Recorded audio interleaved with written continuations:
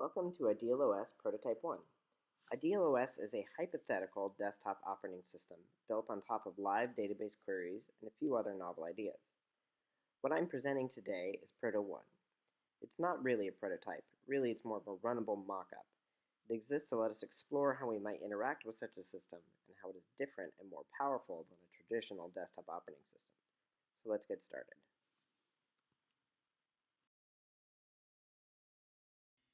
This is IdealOS. At first glance, it seems similar to a regular desktop operating system. I have a command bar in the middle and a launcher bar on the right. When I click an icon to load an application, we get a draggable window. This all looks very familiar. Let's load a few apps.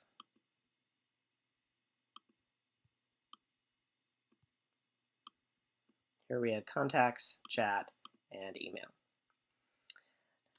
You can see that all of these apps look very similar. That's because really, fundamentally, email, chat, and address books are really similar. They're just lists of documents matching a particular type.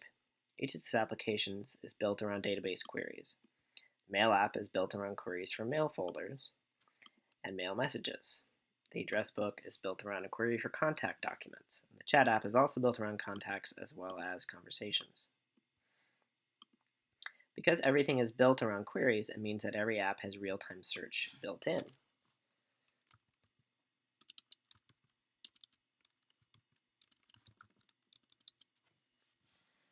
It also means that code for any particular app is very simple because most of the heavy lifting is done by the operating system.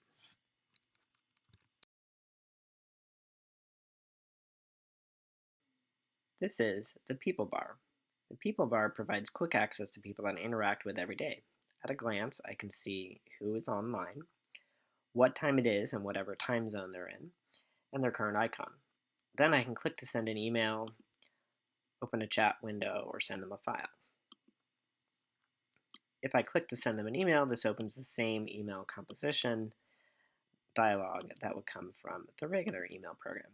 In fact, the composition dialog is an entirely separate program. Composition dialog and the standard email viewer don't know anything about each other, other than that they exist. They communicate entirely through database messages.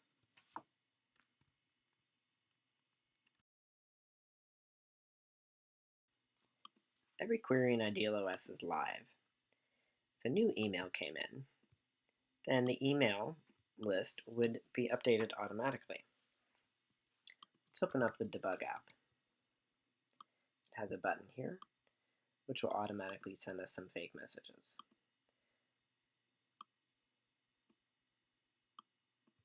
Now we can see we've got 5 messages. Let's press this button. It's going to send a fake email, and the GUI is immediately updated. Live queries are a very powerful feature. Here's another example. Notice that whenever I launch an application, we get these little notifications there on the side. This message is not caused by each app. Instead, there's a live query of the most recently launched applications. There's a separate little app which does just the notification based on that query. Because it's separate, it could be easily updated or replaced without affecting the rest of the system.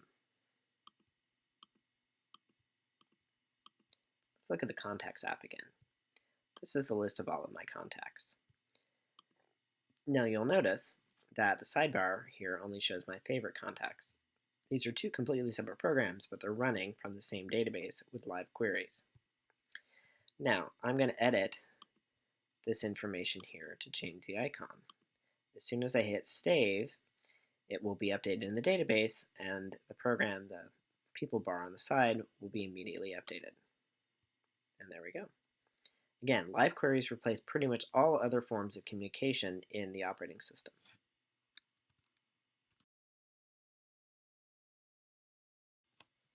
As we've seen, live queries are powerful.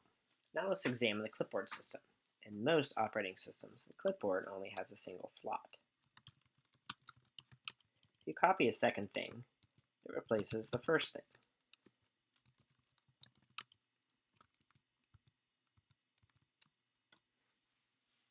But what if the clipboard was backed by a live query? We could save everything you ever clicked.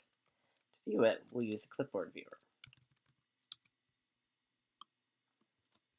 The clipboard viewer shows us a list of previous clippings.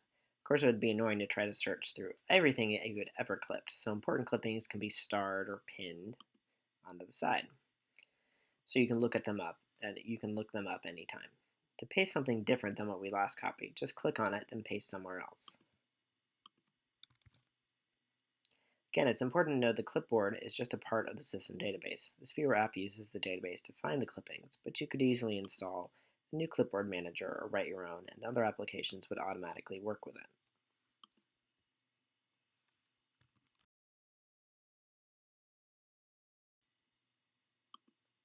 This is the music player. It's database driven like all the other apps in the system. However, it does not actually know how to play any music. Its only job is to navigate through the songs to choose which song to play.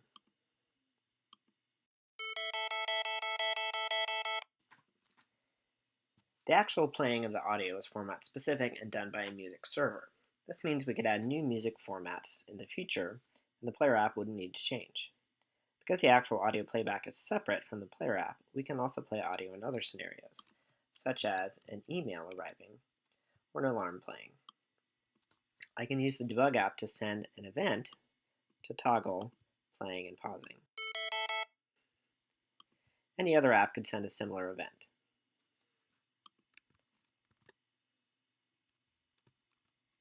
This has been Ideal OS Prototype 1. Thank you for watching.